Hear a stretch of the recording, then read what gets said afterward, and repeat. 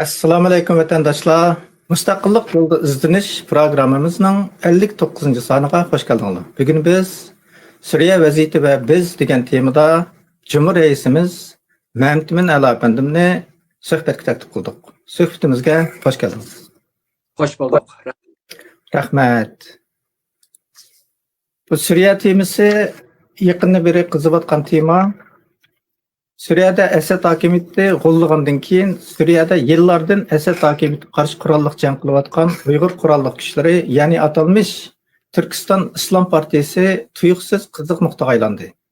Bu qurolli mujohidlar tarafidan o'ttirga tashlanayotgan videolar vatanni ozod qilish davronlari jonini bir oldi. Buningga masalda Xitoyning ichi-techidan Uyg'ur qurolli kuchlari endi besib kirgan bo'ldi degan xabarlar avjiga chiqdi.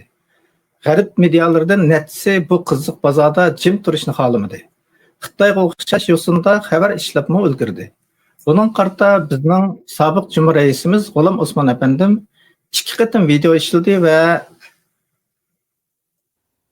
mediada yangidan avjiga chiqqan islomlashtirish tashviqotlari degan maqolani e'lon qilib, Suriya vaziyati va Uyg'ur qurolli kuchlari to'g'risida tafsiliy to'xtalgan edi. Hükümetimiz Tashqi ishlar ministerimi X'da hükümetimizning maydonini aniq vaqti-vaqtida bayon qilib turdi. Bugun Cumhur raisimiz Doktor Mamtimin Alapandimni kan xalqning qiziq nuqtasiga aylanayotgan Suriya vaziyati va u yerdagi qurolli Uyg'urlar to'g'riliq bir muloyiz yurgizib berishga taklif qildik. Ammo gapimizning kirish nuqtasi Suriya ustida bo'lmaydi. Mustaqilligimiz yo'lida amaliy ish qilish prinsipimiz bo'yicha tegishli namoyishimizni qilishimiz kerak bo'ladi. Hatta ya'ni 22 dekabr kuni Xitoy tajovuzchilarining davlatimizni qurolli ishg'ol qilgan kuni. Bu vajidan biz erta Washington DC'da Oqsaroy oldida namoyish qilib, Xitoy tajovuzchilariga qarshiligimizni bildirib, mustaqillik irodamizni namoyon qilmoqchi. Mamtimin Alapandym buning ahamiyatini bir so'zlab o'tgan bo'lsangiz, marhamat. Ko'p rahmat.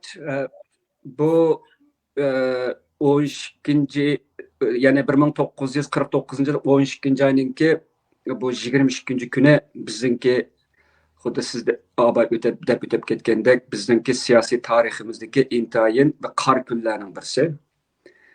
Bu bizningki Xitoy tajovuzchilari tarafidan ishg'ol qilingan kunimiz, matam kunimiz. Bizningki asta qurolsizlantirilgan va qurolsizlantirilgandan keyin asta qatl qilinishga manganning boshlanishi.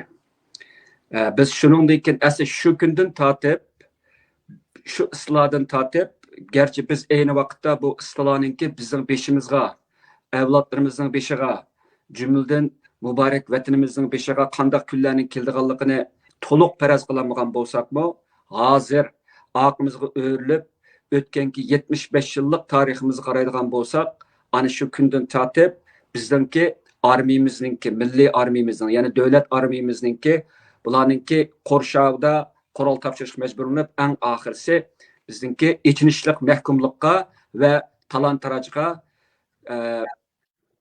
istiloga va oxirisi irqiy qirg'inchilikda to'xtaydiganligimiz mana hozir biz shuni ko'rib turyapmiz. Bu ichinishlik bir tarix. Hamda dal biz mana shu 75 yillar ilgariki mushu tarix, mush qor kunni eslayotgan vaqtimizda abay yana siz deb o'tib ketgandek Suriyadagi Uyg'ur muhojir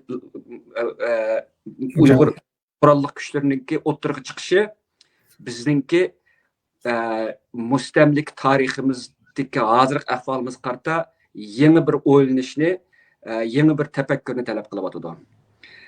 Bu munosabat bilan bizning hukumatimiz bo'lapmi muhojirlarninki, Uyg'ur muhojirlarninki o'ttirg'i chiqish haqida bizning bayonlarimizni berib bo'ldik. Aba sizda o'tgan G'ulom Osmon apandimninki eng yaqinda so'zlagan bir mushaqdagi qarashlarini angladim. Mening bugungi so'zlamoqchi bo'lganlarim bular qarta faqat yangi bir nuqta bo'lmasmi, ularni to'liq boshqa xarakterlik ba'zi bir ma'lumotlarni analiz qilaman. Hamda bu bugungi 22 dekabr kuniga kelsak, biz qurolli kurashninki qanchalik muhimligini qurolsizlantirib, qurolli dushmanlarimizningki tahlikaga tushgan vaqtida his qildik. Bizningki milliy ozodligimizningki qurolli kurashsiz bo'lmaydiganligi 75 yilning yozi o'ttirg'i chiqib kelyapti. aniq bo'lib ketdi. Ammo hozirgi gap jumladan Suriyada Uyg'ur muhojirlarninki o'ttirg'i chiqargan masalasi bizga qurolliq kurashning qanday bo'lganligi, kimga qaratilganligi haqida qaytadan cho'nqur so'qqanlik bilan tanqidiy bir fikrda pozitsiyada bo'lishimizni talab qiladi. Demak, bugun bu ikki masalaninki bizningki mustamlik tushkunimiz bilan qurolsizlantirib va Suriyada qurolliq Uyg'urlarning qayta bosh ko'tarish o'tirishga munosabat bizningki tariximiz va kelgusimiz haqida nihoyatda muhim bir o'ylanishni talab qiladi. Bu ajoyib bir kesish nuqtasi bo'ldi hozir bugungi bu programmamiz. Shu vajidan men bugungi program ko'proq men mushu Uyg'urlarningki Suriyadagi mush masalaning Uyg'urlarningki kelgusiga qanchalik cho'nqur ta'sir ko'rsatganligini ehtimol eng oxirgi ta'sirlarning bo'lib qilish mumkinchiligini men o'ttirg'a qo'yaman degan. Bu orqali bizningki kelgusidagi mujodilamizning jumladan Xitoy tajovuzlariga qaratilgan qarshiligimizningki qanday bo'lish kerakligi haqida yana bir qaytadan bir asatli xarakterlik so'zlamoqchi. Hamda oxirgi so'zim bu savolingizga bizning mushu 22 dekabrda iborat qora kunimizni unutmasligimiz uchun, avlodlarimizga bildirishimiz uchun hammamizningki namoyish chiqmoq intayin muhim. Agar chiqolmay qolib qolsak, oilamizda bo'lsa-mu, atrofimizdagi o'zimiz qo'lim qo'shnilarimiz, Sharq Turkistonlik qo'lim qo'shnilarimizning orasida bo'lsa-mu, bu kunning qanday bir kun ekanligini o'zimizningki hammamizningki o'zaro bir-birimizga deyish va o'zaro bir-birimizdan bu vaqtda ma'lum darajada qayg'uliq bir minutlarni birga o'tkazib, bu vaqtda cho'nqur o'yinlashdan elib berish biz uchun intayin muhim deb qarayman. Bu kun unutilib qolsa bo'lmaydi. Hargiz asla unutilmasi kerak bo'lgan bir kun. Buning bu savolga so'zim tugadi.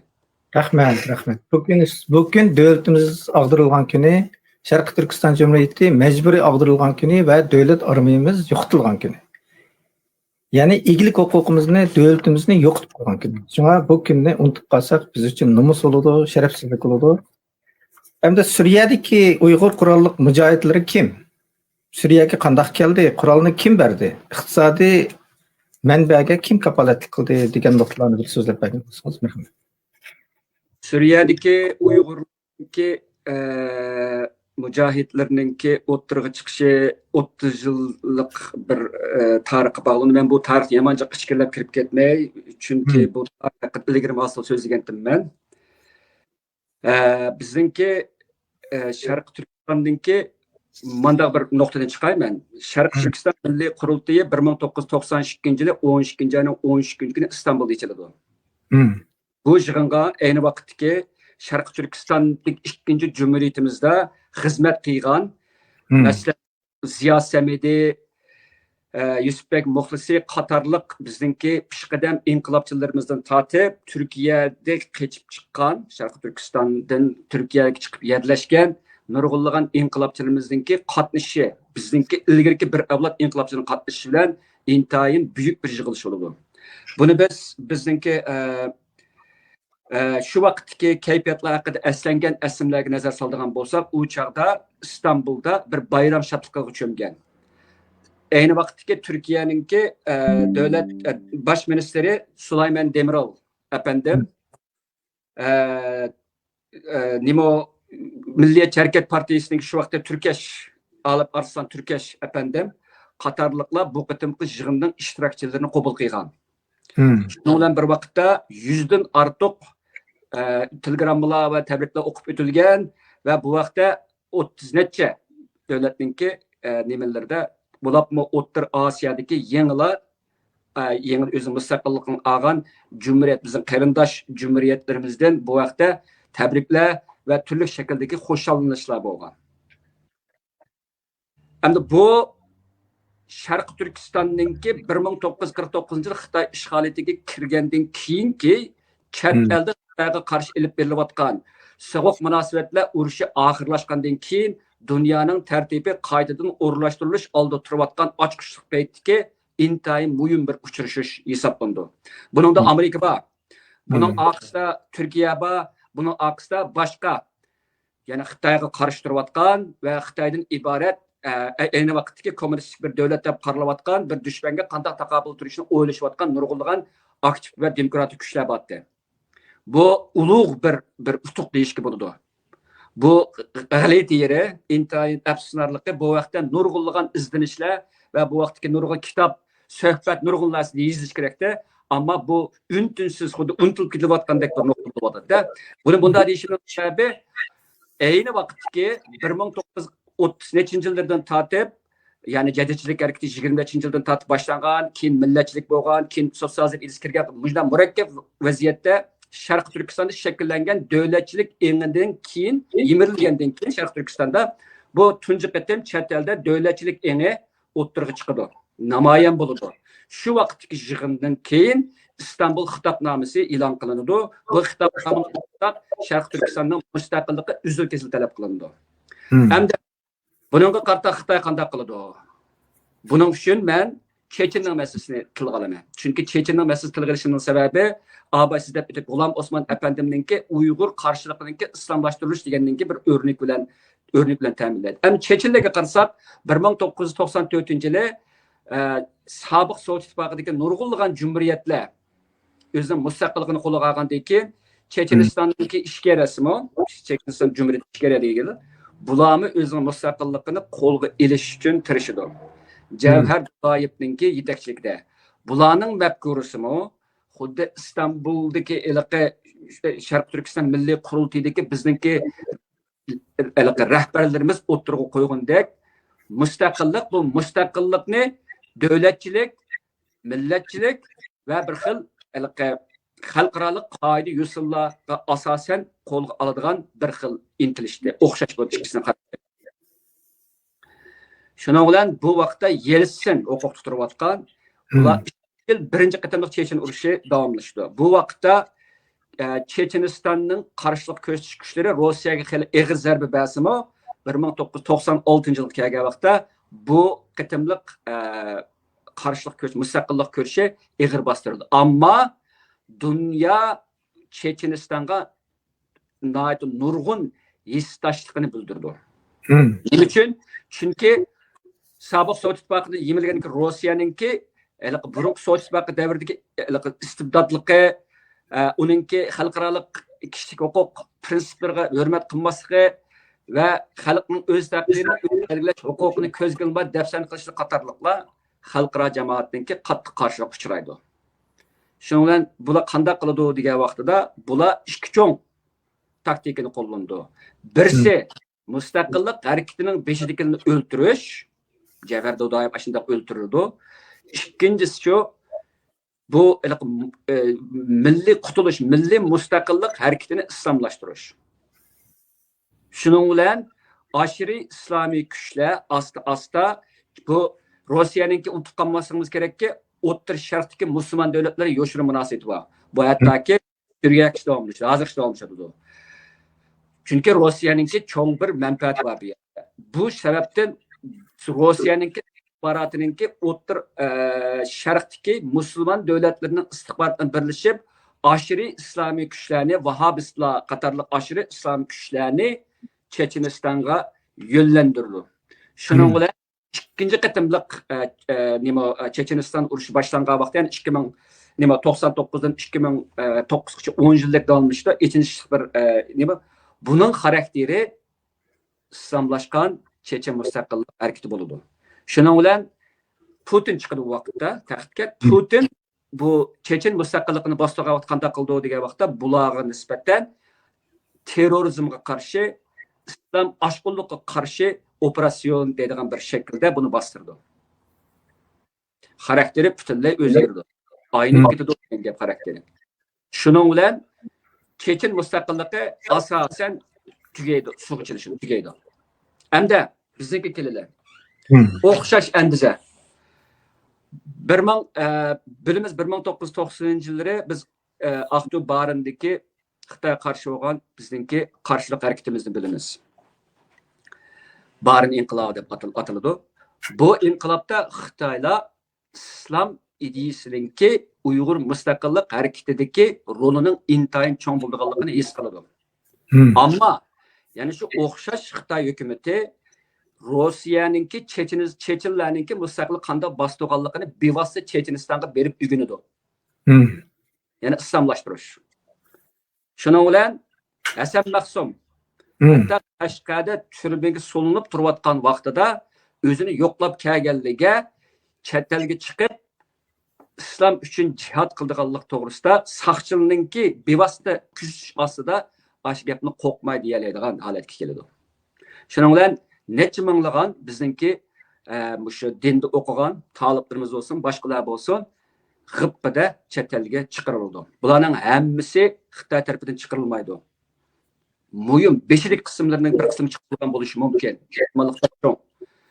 Ammo yana ozodlik izlab, hurlikni islomning yo'li bilan yoki boshqa bir yo'l bilan izlab chiqqanlarmi bor. Bularni ko'p sonliq ekanlaydi. Buni biz hammasi qarab yo'q bir qilib olsak bo'lmaydi. Murakkab bir tarkib bu. Chunki intayin ajablarlikki barin inqilobda Xitoylar islomning kuchini ko'rgan Xitoylar hech zamon Uyg'urlarningki islom dinida oziqlanib iymoni kuchli bo'lgan Uyg'urlarning o'ziga qarshi bir sapni chet elda qurishiga hargiz yo'l qo'ymaslik kerak nazariya jihati ilib ketgan vaqtida. Bunda bo'lmaydi. Buni nima uchun qildi degan vaqtda chet elda shu chaqda toki İstanbul'daki aş yığından keyin başlangan bir milletçilik, yani bir devletçilikni ishga oshirish uchun shakllangan milletçilik ve sekülerizm bilan, yani layıkçilik deymiz, yani boshqa bir xil tarjima qilsak bo'ladi buni. Mushkil shaklda taraqqi etgan bir kuch bor bo'lib O'rta Osiyoda. O'rta Osiyoda Uyg'uristonchilik, Uyg'ur milletçiligi ustunligidagi Xitoyga qarshi bir kuch bordi. Bu kuch taki Sovet İttifaqı yimirilib O'rta Osiyodan chiqatkicha Xitoyning ko'ziga qadalgan mix edi. Bularga qarshi bir qarshi kuchni qo'yishda Xitoylar Uyg'urlarning kuchiga Uyg'urlarni qo'yish uchun buningga islomiy kuchlarni radikallashgan yoki radikallashtirilgan bir kuchlarni o'ttirg'a qo'ydi. Biz 96-yili Xitoyningki 7-numurlik qarorida Xitoyning Sharq Turkistondan iborat bir davlat emas, hatto nomnimi hargizmi xalqaralashtirmaslik u qadar g'aldirlik bilan plan tuzgan Xitoy hech zamon Sharq Turkiston degan bu hukumninki O'rta Osiyoda va unda alg'ar rayonlarda qaytadan o'ttirib chiqishiga islomning yo'li bilan hargiz yo'l qo'ymaydi. Ammo ish unda bo'lmay, bu o'ttirib chiqilib Pokistonga yerlashdi. Endi Pokiston davlat degan vaqtda Pokiston 80-yillardan ta hozirgacha Xitoy istixborot uchun eng ko'p xizmat qilgan istixborotlarning birisi Pokistonning davlatlik istixboroti. Bu haqda yozilgan ba'zi kitoblarning ba'zi bosqichlarida Pokistonning Xitoyningki istixborot uchun qanchalik to'hfa qo'shganligi haqida nurg'un bayonlar bor. Buni izlanib baxsangiz bo'ladi. Demak, Pokistonga yerlashdi degan gap bularning hammasi kontrollikdagi o'qituvchilikda yoki kontrollikdagi muhofilatda degan gap bo'ladi. Bu bir nuqtani o'tirib qo'yayman. Bu yerda kontrollikdagi o'qituvchilik degan bir nuqta bor. Bu hozirgi zamonda shu suiqasd nazariyasi bo'lsin yoki boshqa bekchi qo'llanayotgan til bu controlled opposition deyildi bu. Bu nurg'un ishlarimiz taqildi. Hattoki yaqinqi mezgillargacha hukumatimiz qilinayotgan hujumlarda bu xil xohishni bayqaymiz. Bu nimani bildirdi degan vaqtda bu qarmoqqa bizdan o'xshash maydonda turib o'ttirib chiqqan bir turkum shaxslarningki mohiyatda bizningki ovozimiz va bizning nishonimizni suiiste'mol qilish orqali bizga zarba berib o'ttirda qalamqancha qayda qilishni ko'rsatadi. O'xshash. Bu nimaga qaytsak, shu vaqtdagi Hasan Mahmudningki Pokistondagi bu kuchlarningki asosiy nimasi Xitoy istixborotida kontrol qilingan deyish tamoman haqliqmiz. Bu g'oyat zo'r bir istixborot o'yini bu. Zo'r istixborot o'yini. Bunda nurg'unlagan davlatlarning istixborot nimasi bor. Hamda keyin bu O'rta Osiyodagi to'qinishimizda va Pokistonda, Afg'onistondagi to'qinishlarimizda bu keyin bu islomiy kuchlar, ya'ni Hasan Mahsumningki rahbarligida islomiy kuchlar ma'lum darajada g'alaba qilgan bo'ladi. Qarshi tarafdagilar asosan chechilib ketadi. Bu yana G'ulom Osmon apanimning aslimligida anglab bu joqdan nurg'un uchurlar bor. Bu to'g'ri to'xtalmayman. Hamda keyingi vaqtlar kelgan vaqtida bu biz Amerikaningki Afg'onistonga qarshi nimaga qarshi urush degan bir nimasi bor, terrorizmga qarshi urush. Shuningdek 2001dan keyin, ya'ni 11-sentabr voqeasidan keyin Uyg'urlarningki har qanday shakldagi qarshiliqqa ta hozirgacha terrorizmga qarshilik Xitoyninki nazardagi top o'ydirmasidagi terrorizmga qarshi kurash sifatida deyilishga boshladi. Demak, shu vaqtda Xitoylar garchi bu urug'ni radikal islomizmninki urug'ini va bu islomizm orqali bizning butun harakatlarimizni ta'birlashning urug'ini 1900-yillardan tatib selishga boshlagan bo'lsa, buning meyvesini 2001dan keyin texnikani ko'rishga boshladi. Oxirisi buning meyvesini Uyg'ur irqiy qirg'inchiligini elib berishdiki vosita foydalanadi. Hamda biz yana bir hikoya ko'chdi. Hamda O'rta Sharqda elib berilgan bu yaqinqi bir 10 necha yillik qalamqanchiliklar nazar solaydi. Hamda bu biz Uyg'ur mujohidlarining qandaqlab Suriyaga unib qolganligini bilamiz. Buning uchun men ikki qadam orqasiga yanayman. Bu yerda yaqinda bu X'da, ya'ni burungi Twitterda Amerikaninki NATO'dagi sobiq bosh qo'mondonlarning birisi bo'lgan Wesley Clark degan bir odam bor. Uni X'da topa olasizlar. Wesley Clark. Buning bir suhbati bor.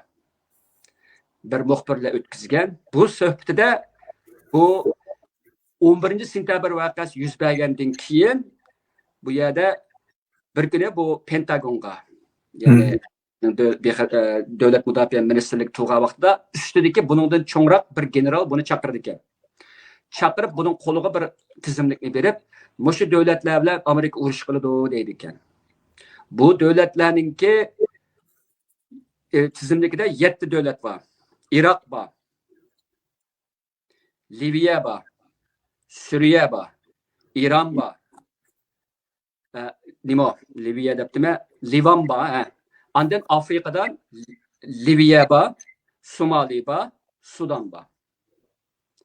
Bu davlatlarni biz 5 yil ichida vayron qilib bo'lamiz yoki yengib bo'lamiz deydi ekan. Nemish bunday qilamiz desa, "A general, men bilmayman" deydi ekan. Aniq deyilgan gap bu. Bu gapning bunda deyilishida agar bu suiqasd natijasi bo'lib qolsa, bu bunda deyilmaydi o'tirda. O'tir deyilib bo'lgan gap bu. U odam ilmi bor, Wesley Clark degan odam. Demak, bu 7 davlatning ichida hozircha 6si vayron qilinib bo'ldi. Eng yengisi bu nima? Suriya bo'ldi. Hamda Netanyahu'ningki eng yaqinki bir ikki hafta bo'lgan bir nutqi bor. Golan egiziga chiqib degan vaqtda bir gapi bor. Gaza endi burungi Gazaga o'xshamaydi dedi. Livan burungi Livanga o'xshamaydi dedi. Suriya burungi Suriyaga o'xshamaydi dedi. Demak, bu gapning hammasidan kelsak, O'rta Sharqdagi vaziyat kuchli o'zgardi degan gap. Hamda bu 6 davlatning vayron bo'lishidan nurg'unlagan tarixiy sababli bor. Buni men hammasi deb o'tmayman. Ammo buni işte eng muhim bir nuqta, bizga aralashib ketadigan munosib bir nuqta Arab bahori deydigan bir harakat bor. 2011da Tunisdan boshlangan, bu Misrga kengaydi, Misrdan keyin Suriyaga kengayib, Suriyadagi ayni vaqtdagi Basir Asadninki hukmronligiga bevosita tahdid shakllantirishga boshladi.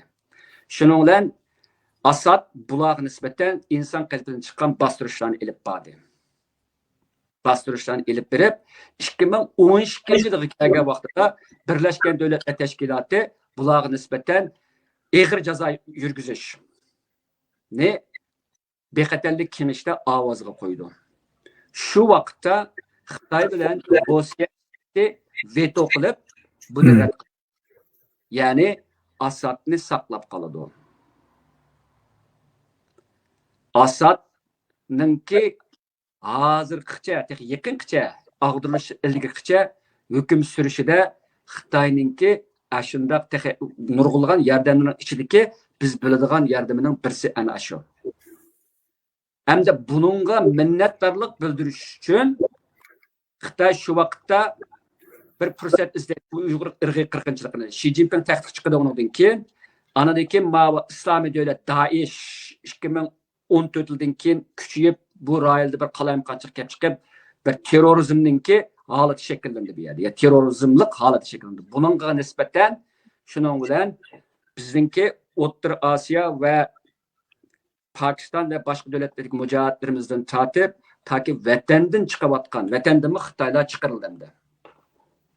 Buni qanday chiqirdi degan vaqtda Turkiyaninki yordami orqali chiqadi degandek bo'ldi pasportda. Endi men bu pasport to'g'riliq to'xtalayman.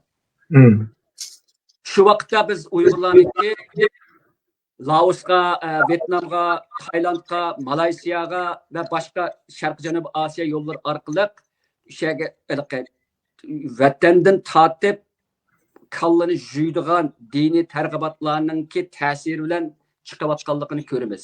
Necha minglagan odamlar chiqdi ayni vaqtda. 13-14-yillari.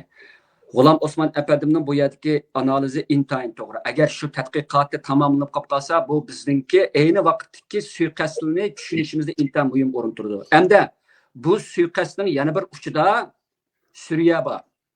Suriya bu Uyg'urlar to'xtaydigan rayon. Ya.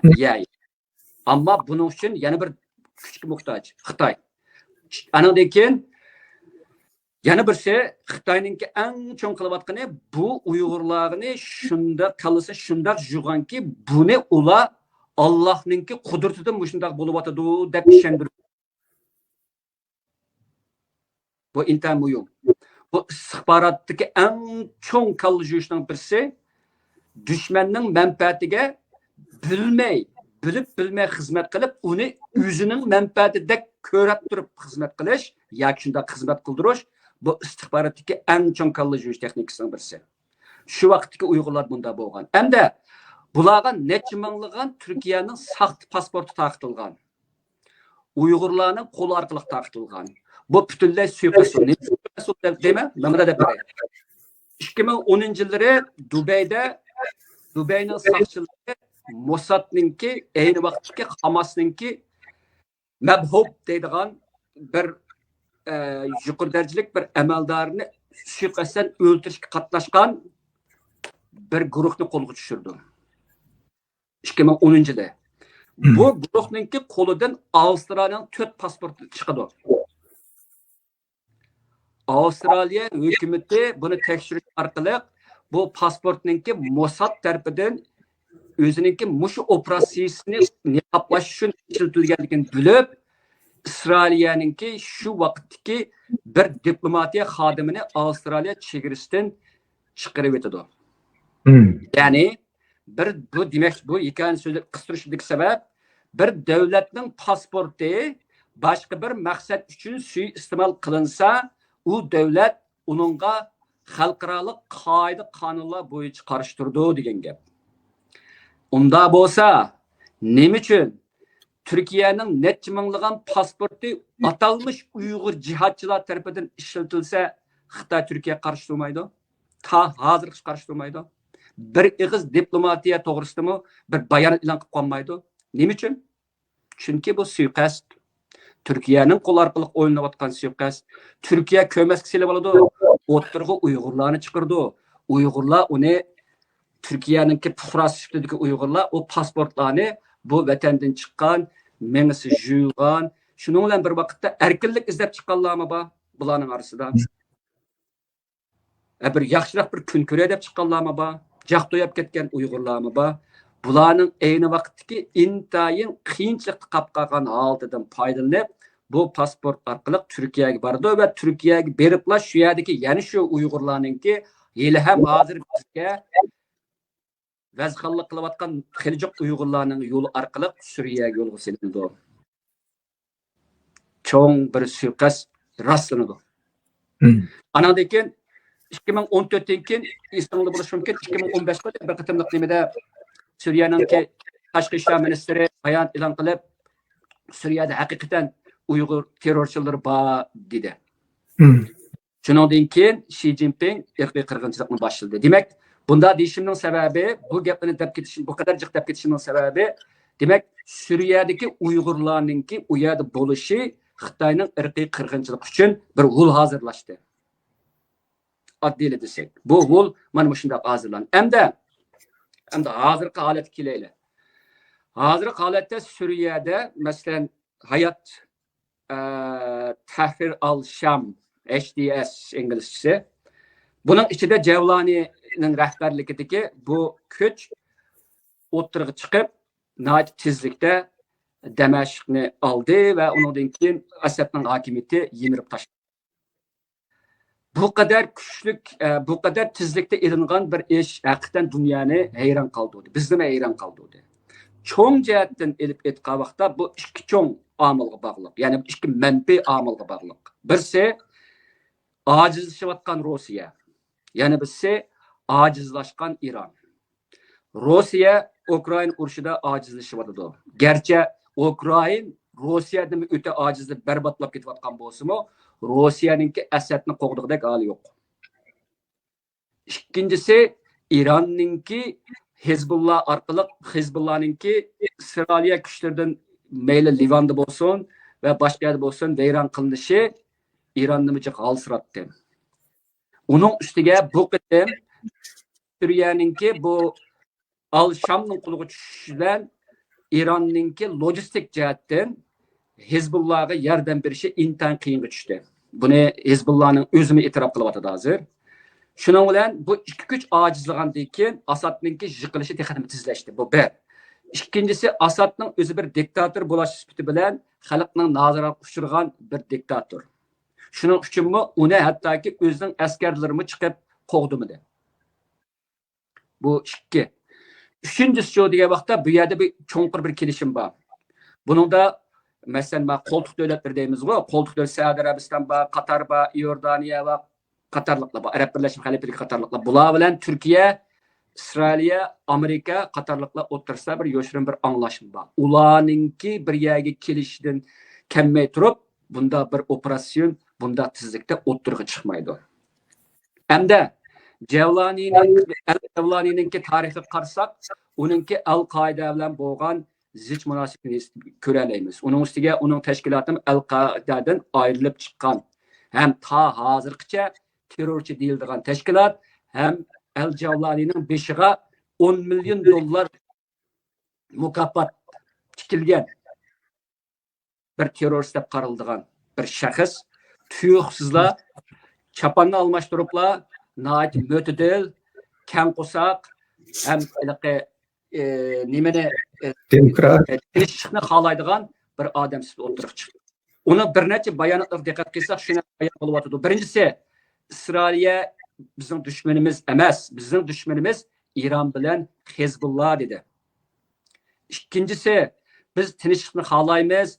Biz qarshi kuni BBC so'zlagan so'zida biz Suriye bir mozaik bir devletke o'xshaydi. Bu yerda Sünniylar var, Şialar var, Hristiyanlar var, Aleviylar var, Katarlıklar var. Bularning e'tiqodlari bir yerda kelmaydi. Onun size etnik nuqtasidan elib atganda Kurdlar var, Araplar var, Druzlar var ve başkalar var. Etnik jihatdan kelmaydi. Hem siyasi nuqtadan kelmaydi. Shuning uchun bu bir-birisiga kelmaydigan qo'noq undek jug'us chechilib turilgan bir xalqlarni ve menfaatlarni bir yerga ekkilishda Asad hükümeti qanlıq bastırışını, assallık boğan Alaviler kaynaş arqılıq, köpsallık boğan Sünnilerini bastırış arqılıq yürgüzüp gelgen bolsa, bunu El-Cevlani bunda kılanmaydı. Onun üstüge Suriye'ninki delmanı şu xil içki ziddiyetlerinin mevcutluq sebebinden bölünüp ketiş ihtimallığı, birleş ihtimallığı da müşük oldu. Hem de Şimdi bir çoğun bir mühim nokta, biz Amerika'nın siyasetine karayla.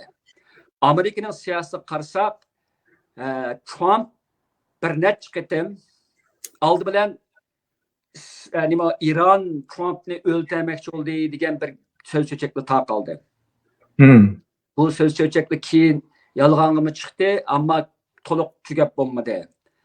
Trump İran'ı qattiq qo'llab qildiganlik haqida nurg'unlagan bayonotlarni berdi.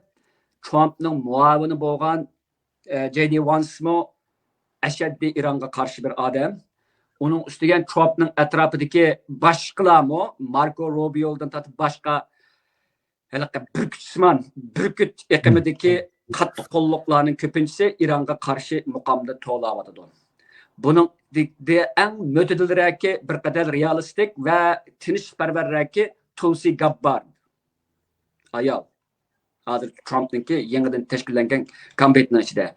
Demak, Trump'ninki kelgusida İran endi hozir İranga qarshi bo'lgan bu retorik nutuqlarninki ko'pinchisi İranninki yadro qurollariga erishishning oldini olishimiz kerak, bo'lmasa u dunyoga ofat keltirdi deyilyapti. Bu bizga Saddamninki keng ko'lamda vayron qilg'ich qurollari bor degan gapga o'xshab ketadi. Agar bunda bir retro o'tirg'i chiqilsa, u vaqtda bu butun g'arbdagi asosiy medial yer oladi, jamoat fikri yüksek derecede berpa kılıngan bir korkunçluğun aslında iliniş arkalık cemaat hükümetninki İran'a karşı ceza karakterlik tedbirlerini ilişini kollaydıgan kılınıdı. Şununla bu yerde İran'ın kelgisi eğer xavfçide kaladı degen gap buludu. Ama yana başka Amerika'nınki içki kısmındaki meyli partinin bolsun ya ki başka sahadikilerinin bolsun bunun nispeten naiti çoğunqur endişisim yok emas. Çünkü İran'a hücum kıldı degan gap Xitoy bilan Rossiya ikkisi bu ish urushga söylep kirishi mumkin. Hozir Rossiya söylep kirmaydi buningga.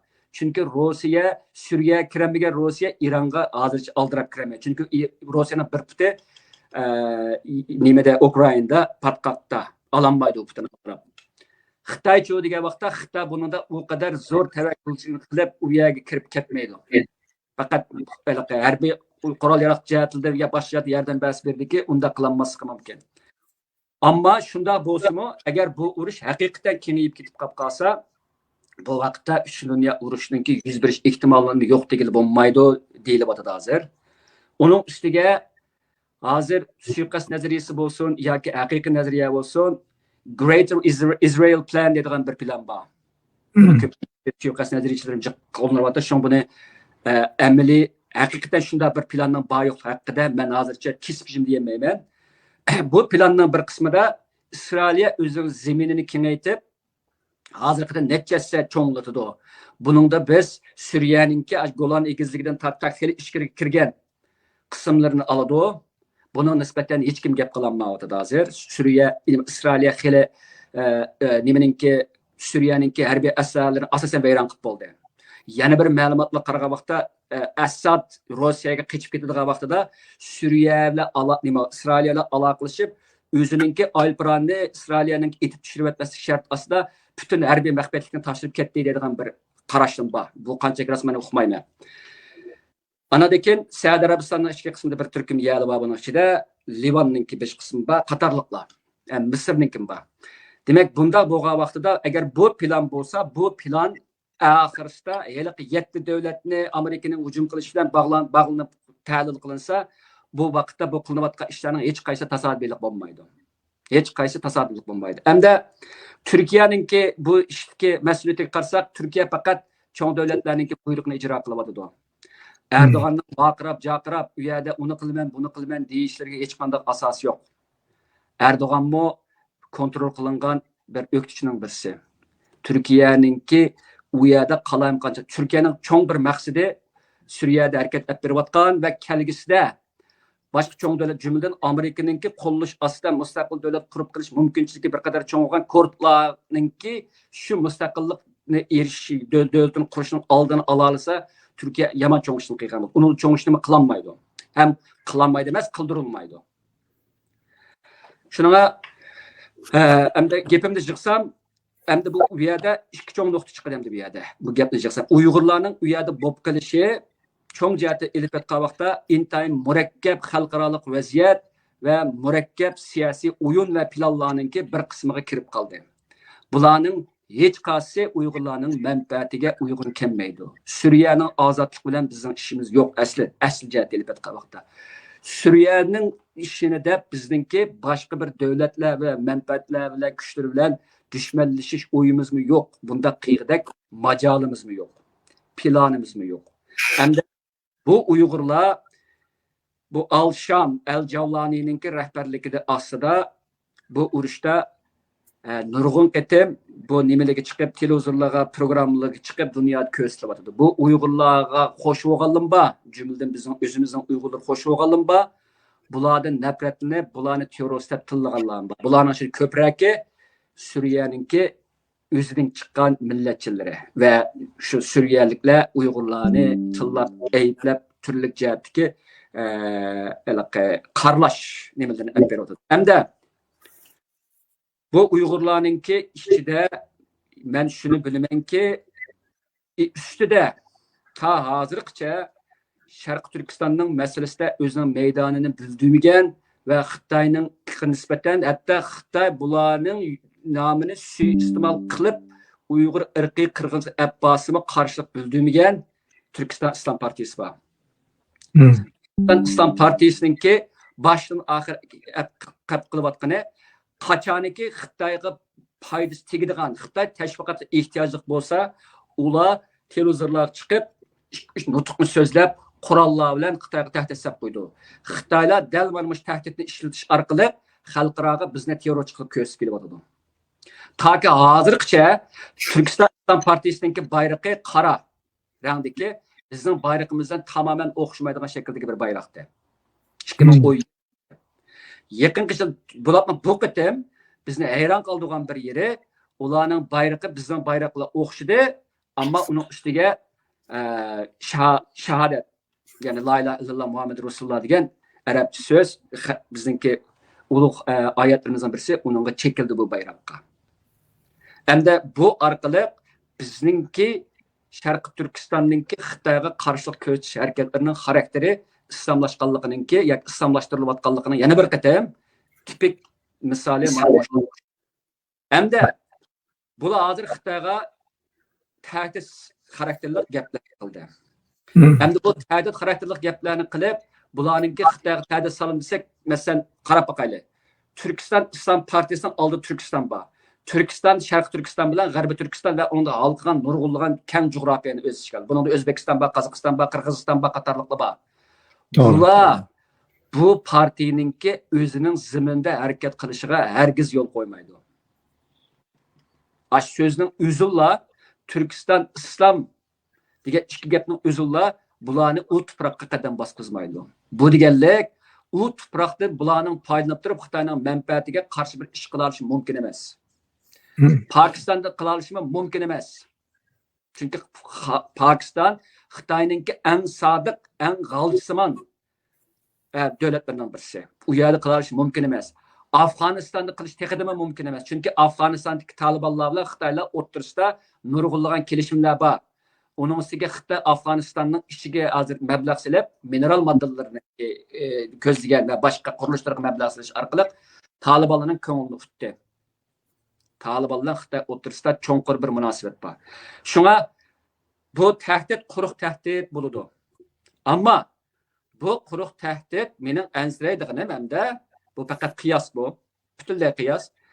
Xitoy burunqi pardisida ma'lum bir istixborot o'yini o'ynab, o'zining chegarasining ichida va boshqa yerda mushlarga bog'landi deb qaraldigan ma'lum bir voqeani paydo qilib, bularni emas, balki texnik muhimi bizni qarlash. Hozirgacha nayta sonimiz oz bo'lsa-mu, Xitoyga qarshi o'zimizning mustaqillikni voz kechmagan oz sondagi mush qismlarimizni qarlashni eng oxirgi va eng ajallik olib berish mumkinligi intayin cho'ng.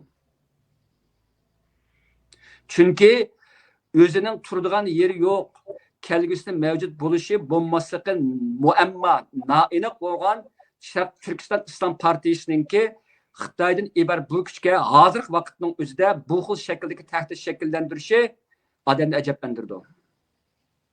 Chunki Suriyaning vaziyati har vaqt o'zgarib turishi mumkin. Suriya masalan Iron bilan urush bo'lishi mumkin. Amerika Trump tahdid u vaqtda ehtimol u vaqtda bu mujohidlarningki uzoqroq turish, ya'ni qalaymiqanchilik bular uchun foydali olib keladi. Qalaymiqanchilikda bular mavjud bo'lib tura oladi. Ammo tinchlik o'rnatilib hozir Al-Javlani nima dedi degan vaqtda biz chet el qurolli kuchlarini taqib etmaymiz dedi. They will be disbanded dedi inglizcha. Aniq disbanded degan gap ishlatdi. Taqib bu yer bular nima ketadi? Ya'ni Javlani hech zaman Uyg'ur kuchlariningki u yerda mustaqil mavjud tutilib turishiga yo'l qo'ymaydi. Agar yana ham xiyolni suraydi, Javlani haqiqatan cho'ng birlikni amalga oshirib davlat armiyasi qurolgan bo'lsa, boshqa chet el kuchlari jumladan Uyg'ur mujohidlarining u yerda mavjudlab turishiga hojat qolmaydi. Hattoki ular taqib etilib, u vaqtda ular bordigan yerga chiqish kerak. Yana bir ehtimollikda Agar bu vaqtda Suriyadagi ichki urush davomlashaverib qolib qolsa, Turkiya yana shu Uyg'ur mujohidlarini ilgari kontrol qilgandek bu qitimmi uning ustidagi oz sondagilarni kontrol qilish orqali tuvandagilarni kontrol qilish strategiyasini ishlatish orqali kortlar selish mumkin. Kortlarning ichida Uyg'ur mujohidlar bor. Bular bilan o'zaro urush bo'lishi mumkin. Shu urushmi bular uchun zo'r talafotlik keladi. Demak, ishinish yeri bu mujohidlar hozirgacha cho'ng kuchlarningki qo'lidagi o'yinchi qil aylanib qolmay, texidimi muhimi Xitoyninki bu hozirgi propagandasi uchun, bizni terrorchi qilish propagandasi uchun g'oyat zo'r darajada foydalanib kelyapti. Bularningki Türkiye tarafından kontrol qilishi mohiyatda Xitoy tarafından kontrol qilish bilan barobar bo'ladi. Chunki dedim-ku, Türkiye bilan Xitoy o'rtasida g'oyat zo'r bir istixborot operatsion kelishimi bor. 2013-da davomlashgan. 11 yillikdan uningdan burun 10 yillik davomlashayotgan bir kelishim bor. Bularning kontrolligini Türkiye'nin qo'liga tutqizib qo'yishning o'zi bularning erkinligini bildirmaydi, balki Xitoyninki bularni Türkiye'nin qo'llarga kontrol qilayotganligini bildirdi. Oddiy desak.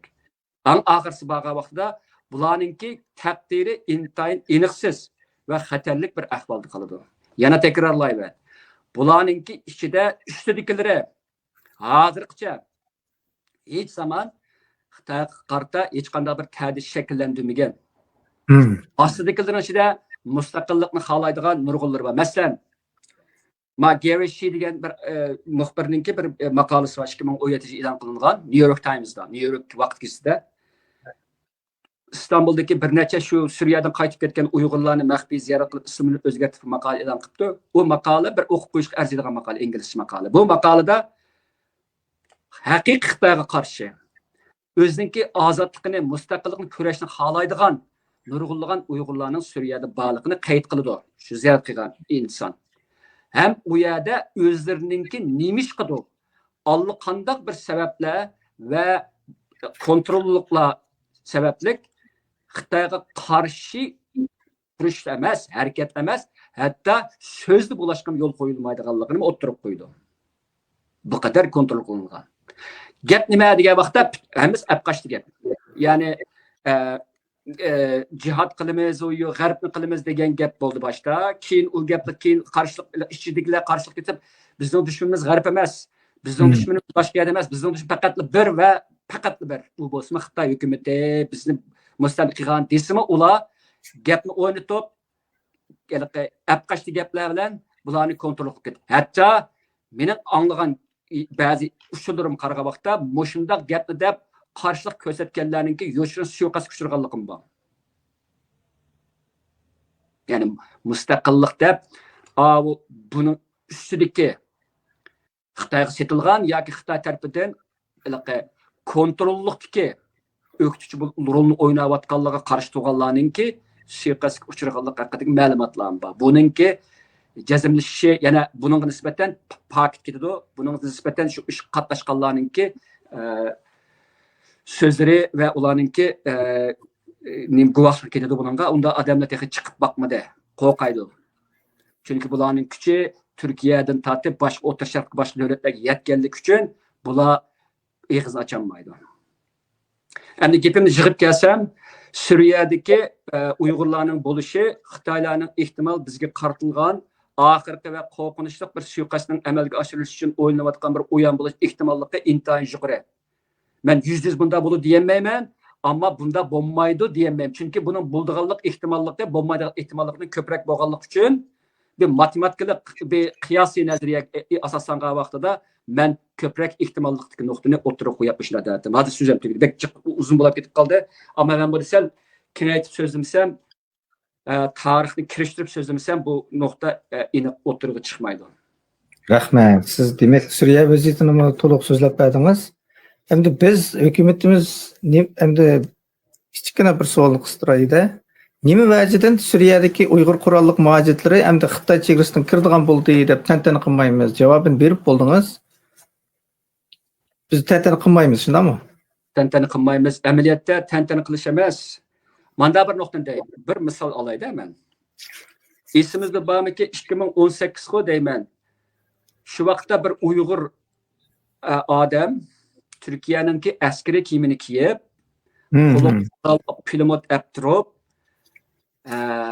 Xitay tilida bakmi o'lchamlik bo'lib ketmasimi, anglab tushuniladigan bir tilda Xi Jinpingga xitoban bir nutq so'zlagan. Hmm. Nutqida Xi Jinpingninki Uyg'urlarga qarta olib berayotgan irqiy qirg'inchilikni qattiq ayblab, hamon bir kuni buning badalini to'laydiganligi haqida so'zlagan. Men ham aniq so'zlarni deb bermayman, unutib qoldim, ammo asosiy mendagi qolgan ta'siroti shu. Shu vaqtda Xitoy hukumatı o'rto'pi bo'lib Turkiyalik besim ishlatib ketgan. Nemish bunda bo'ldi desak, odam kutmagan yerdan o'ttirg'i chiqib, kutmagan xitobda Xitoyga ochiq oshkora mandashibetga vaqtida yuraklik olda tahdid sala olgan. Qurolliq tahdid sala olgan. Endi hozir necha minglagan Uyg'ur mujohidlari hozir tahdid soldi. Xitoy faqat buni deb qo'ydi, ammo qarsak Xitoyninki berayotgan javoblari aningidek kuchli emas. Ya'ni bir kontrollikdan chiqib ketgan, ya kontrollikning sirtidagi bir xitob bilan, bir odamning xitobi bilan kontrollikning ichidagi 1000 odamning xitobininki farqi bor bu yerda. To'g'ri. Da kontrollik ostidagi 1000 odamninki hatto qurol ko'tarib, bayroq ko'tarib qilgan xitobidan qo'rqmaydi-ki, uni chiqib qolgan, o'zi faraz qilinmagan, kutmagan bir odamninki po'sqida bir yerdan chiqib, bir yakka shaxs bo'lsa-mu, anda qilayotgan xitobidan cho'chiydi. Bu bizni tushunish kerak asli. Hamda asli cho'ng vaqtida ilib ketgan vaqtida Suriyadagi Uyg'urlar nisbatan hozir vaziyat intayin qiyin. Oldiga mang'aydis bardigan yer yo'q, oqsiq chekinaydis bardigan yer yo'q. Chekinay deb qolsa-mu, hatto Javlanininki qo'shinlaridan tortib Turkiyanikicha ularga suiqasd qilish va ularga xoinlik qilish mumkin. Uning ustiga Turkiyaninki bu qitimliq Suriyada agar kurdlar bilan bo'lgan ishda, chunki kurdlarga Amerika yordam berib qolib qolsa, Isroil yordam qilish ehtimolligi bor. Agar ashunda bo'lib qolib qolsa, Turkiya qattiq chinqilib, Xitoyning quchqiga texidami cho'nqur o'ltirdi. Bu vaqtda Xitoy yana shu mujohidlarni ishlatadi. Ya Turkiyani qo'lqilib vayron qiladi bularni, yoki Turkiya bularni kurdlar selish orqali vayron qiladi. Qaysi xil ehtimollikdan o'ylasak, hattoki Al-Javlanininki chatal qo'shinlari qurolsizlantirdi, taq tutildi, qurolsizlantirdi degan gapidan qarasakmi, buni bir plan desak. Bu mujohidlarning kelgusidagi hayoti intayin aniqsiz va odamni endişik saladi. Hozir biz bularninki atgan osmonga kilashlik qurollarninki tantanasiga, Erdo'g'anninki xalqni masxus qiladigan, aldaydigan gaplariga masxus olmay, intayin sovuqqonlik bilan bütün hissiyotlarimizni bitirib qarib qo'yib turib, bularning kelgusi qanday bo'ladigandu deyishni o'ylashmasak bo'lmaydi. Bularning orasida hattoki ayollar va bolalarmi bor. Harbiy ta'lim taraf oldi deb qaralgan bolalar bor. Bularmi yetim qolgan va boshqa tul qolgan nurg'un ayollar va hamshirlarimiz bor. Shularning hammasi Uyg'ur. Ular bizga bog'langan. Ularning har bir harakati chet eldagi bütün Uyg'urlarga ta'sir ko'rsatadi. Ular bularning hammani o'zimizlarga ketadi deyolmaydi. Ham deyolmasligi kerak. Xitoy dal shular orqali irqiy qirg'inchilikni oqlay olgandek, buningdan keyingimi chet eldagi masalan hukumatimizni hattoki terrorizmga bog'lab bularning hammasi terrorchi deb oxirgi Xitoy qarshi turayotgan hukumatimizni bu orqali ig'iz ocholmaydigan, chet elda hech kim kurashmaydigan, bizdan nafratlanadigan qilib turishi mumkin. Bu Xitoyning oldimizda o'ynaydigan o'yinninki darajasi va bu o'yin orqali yetadigan maqsadlarning qanchalik razilligiga bog'liq bo'ladi. Agar mushlarning qo'li orqali elib berildi deydigan bir suiqasdninki darajasi o qadar yuqori bo'lsa, bizningki ko'rishimizga keladigan salbiy ta'sirning darajasi shu qadar yuqori bo'ladi. İşlavlarla ketmeydi. İş hemimizden ketidi. Hemimizden kettirildi. Bu işe Uygur bula süpütümüz bilen hemimiz mas'ul bo'ladigan ish. Albatta mas'ullab u yerdagi ishlarga bitim qilolmaymiz. Ularning ishlari bizning kontrolligimizdan sir.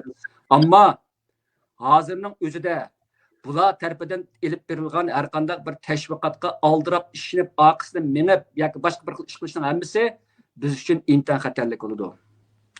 G'ulom Osmon apandimning bir gapi intayin muhim eslatib qo'yay. Hozir Suriya vaziyati jiddiy davomlashayotgan intayin murakkab kuchlar aralashgan. Men aba sanab ketdim, bu dunyodagi cho'ng kuchlarning hammasini qo'li bor buning ichida. Hammasini jasur bor shu yerda. Hammasini manfaati bor. U bir loq ko'chga o'xshaydi hozir. Ehtimal talon-taroj qilinishi mumkin Suriya. Hatto nechik bo'linib ketishi mumkin. Mushundaq ahvol ostida oldirab manda bo'ladi degan olmaydi. Shuning uchun bugun mening gapimdimi bir necha ehtimollikni ko'rsatdim men. Iran bilan bo'lgan urushning ehtimolligini ko'rsatdim. Suriyaninki 4-5 ga bo'linib ketish ehtimolligini buni G'ulom Osmon apandim dedi. Buni men ta'kidlab yurmayman.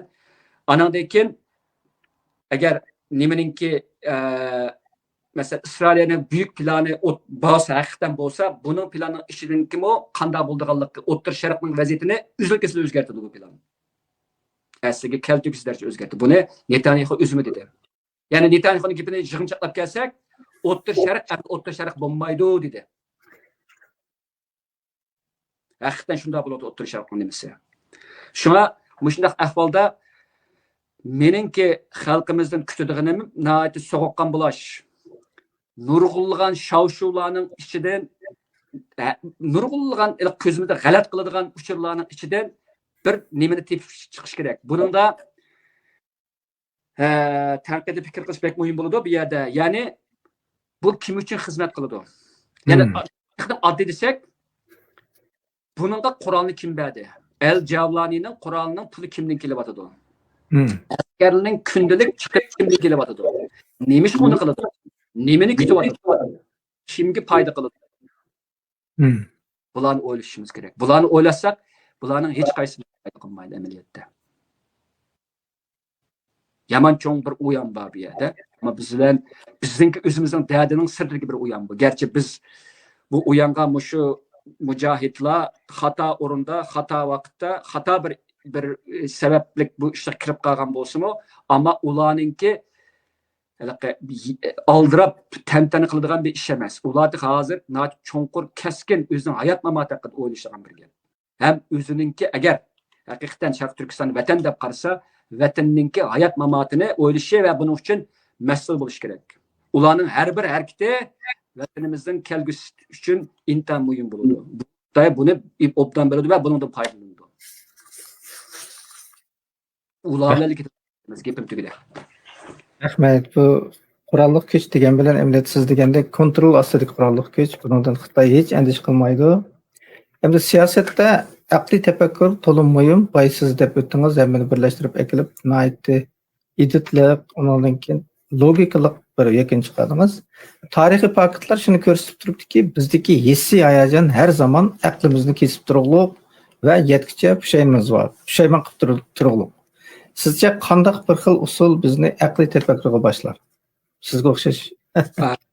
Bu yerda men qadimgi Greklarninki dangliq bir tevipi bor, Hippokrat deydigan. Buningki davolayolmasanmi, zaxmlanduma deydigan bir prinsipi sizmi doktor Jurat apandim. Bu butun doktorlikninki asosiy prinsiplaridan birisi. Shifo topolmasangmi bir kasalga, ammo zaxmlantirma. Don't do harm deydigan bir gapi bor. Hamda bu odamning yana bir gapi bor. Men shuni haqida tafakkur qilaman-da men. Bu deydi, agar sen bir kasalni davolamoqchi bo'lsang, oldi bilan shu kasaldan o'zini kasal qilayotgan yemekliklardan farz qila oladigan, qila olmaydigan so'rab baq. Agar qilinmay qolib qolsa, uni davolama degan bir gapi bor. Bu degan gap nurg'un kasalliklar yemekliklardan bo'ladi. Kasal davolash ilgari bu yerda bir farz bo'ladi. U Hippokratning dangliq prinsipi xuddi bizning milliy tabiatga o'xshab ketadi.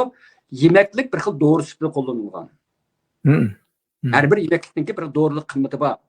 Bu bizningki milliy tabiatimizning asosiy prinsiplaridan birisi. Endi gapim qaytib kelsam, aqliy tafakkurdimi bir farz bo'ladi. Agar bir odam, masalan, bugungi bir nutqimizni deylik, tushunishni agar bir odamga asli men buni avval deb qo'yishim kerakda bu gapni. Mening gapimni anglamoqchi bo'lganlar, men ular xohlamaydigan gapni qiladigan vaqtimda ular shuningga chidaydigan, chidamaydiganligini dansish kerak ular.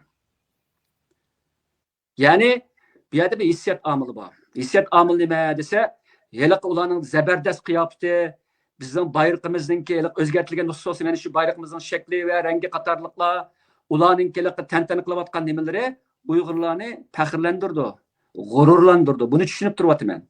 Uning ustiga dastlab dedik-ku, bir qurol ko'tarib, qurol bo'lmaganlik uchun Xitoylarningki qurol ostida 70 yil asorat yashagan bir millat o'zininki qarindoshlarining qurol ko'targandan barhaq hayajonlandi, g'ururlandi. To'g'ri. Bo'lapmi hozirgidek vaqtning o'zida biz yo'qolib ketish girdab kirayotgan vaqtimizda adaqqa urushlarning birisida qurolningki muhimligini 7 yoshli Uyg'ur, 70 yoshli Uyg'urcha bilib ketdi. Bu jihatda nihoyatda muhtasham bir ko'rinishi bor oldimizda, ko'rib turibmiz, faxrlanganda. Ammo mushlarning hammasi bizningki tafakkurimizni g'idiqlab, tafakkurimizni g'alat qilib, tafakkurimizni aldaydigan omillar bo'ladi. Nima uchun? Chunki so'g'oqqan tafakkurni bular besib qo'ydi. Yoki menga o'xshash, G'ulom Osmon apandimga o'xshash buning qarshisini chiqarib, boshqacharoq nuqtadan, mo'tadil bir nuqtadan o'ttirg'i chiqadiganlarga yaxshi ko'rilmaymiz. Ularning qizg'inligi suv sepgan bo'lamiz, ko'ranmagan, ichi qo'tur, hatto razga bo'lamiz. Ammo endi so'g'oqqan tafakkur uning ustiga bu yerda jazmlashtirish xatolik var logikada. Bu degan gap insonlar tabiatidan o'zi xohlaydigan, yaxshi ko'rgan fikrlarni davomli ko'rishni xohlaydi. O'zi yaxshi ko'rmagan qarashni tabiiy shallash xohish bo'ladi. Endi hozir chet eldagi Uyg'urlarning orasida kichik g'ujmaklishish hodisa kelib chiqqan vaqtda Suriyadagi mujohidlarni qo'llaydigan küçük toplar bo'lsa, bu toplar davamlıq şularninki hareketini, ularning planini ve kelgüsünü qo'llaydigan uchurlarni ko'rdi. Ama onun sirtidagi, uningga qarshi bo'lgan, yoki uningga aqliy savol qo'ydigan bizga o'xshash. Aqliy savol qo'yib, andishisini bildiradigan, realistik bir qarashni o'ttirib qo'yganlarga bu idealistik qarashdagilar yoki buni qabul qilishni xohlamaydiganlarga nisbatan bu nihoyatda nim bo'ladi. Yoqmaydi ko'ngilga. Bu inson Uyg'urlardagi emas, butun insonlardagi o'rtaq bir holat bu. Bu jazmlashtirish, confirmation bias deymiz buni inglizchasi. Bu jazmlashtirish bir taraflamiligi deyildi. Shuning uchun biz hozirgi vaqtning o'zida biz bu hissiyat Uyg'urlarning tafakkurida zaten hissiyat intan yuqori nimani oladi. 30 yıldan beri Xitoyninki mana mush to'zaqlari bilan oldinib kelyapmiz hozir. Hattoki burnimizga mushu Suriyadagilar dal mushlarning sababidan bizningki terrorchi deyilishimizga qarta ochiq o'lim bilan oxirlashgan, kollektiv o'lim bilan oxirlashgan paketlar tuzumi qabul qilinmay, aqsli bo'layotgan maqsadchilikimiz odamni ansirtirmas, yig'iltidi. Qo'rqdi. Dir titratish kerak bu insonlarningki tafakkurdagi bu qil nimalik. Ya'ni inson bo'libmi bu istixborot operatsiyalarida hech qanday narsa tuyuqsiz chiqolmaydi. Agar bir narsa qancha tuyuqsiz, qancha dabdaba bilan koordinatsiya moslashtirilgan shaklda o'ttirib chiqsa, buningdan shuncha ansirash kerak, buni shuncha savollash kerak. Chunki bu ishlarning tabiiy yuz berish qonuniyating sirtidagi bir ish. Ya'ni bu kontrol qilingan bir ish. Ish bunda bo'lmaydi. 5'e 10 milyon dollar tikilgan bir odam her vaqt o'ldiriladi. Hamasning, Hizbullahning rahbarlariga odam chiqmayapti hozir. Chiqqanlarni o'ldiriladi. Bunda bo'lmaydi ish degan. U tuyuqsiz chiqib hozir tinchlikparvar bo'lyapti. Bu savollanish kerak bu nuqtalar. Uchinchisi biz aqliy tafakkurdagi eng muhim omillarning birisi eng oxirgi nishon nima edi deganni o'ylashimiz kerak.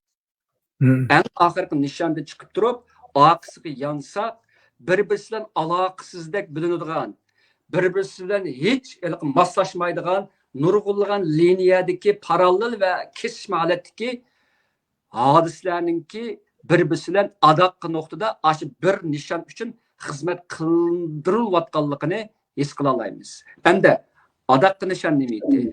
Xitoyning bizni terrorizmga bog'lab uzil-kesil vayron qilishi. Bu adaqqi nishonga bu.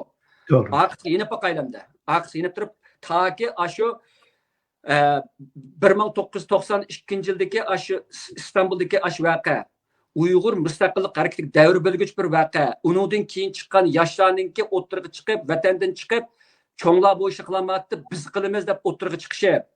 Bundan Dünya Uyghur qurultiyining qurilishi, Uyghur müstakillikning a'loninki İstanbul xitobnomasining amaldan qilib, boshqa bir xitobnomalarning o'ttirga qo'yilishi, müstakillikning 30 yil chetlab ketishimiz, anadan islomiy kuchlarning quyuqlashishi, bu İslam kuchlarning eng og'risida dunyoviy terrorchi kuchlar bog'lanib turib, Xitoy tarafidan bizni umumyuzlik qarlash ishlatilishi qatorliqlarni deb kelsak, oxirsida irqiy qirg'inchilikda to'xtaymiz.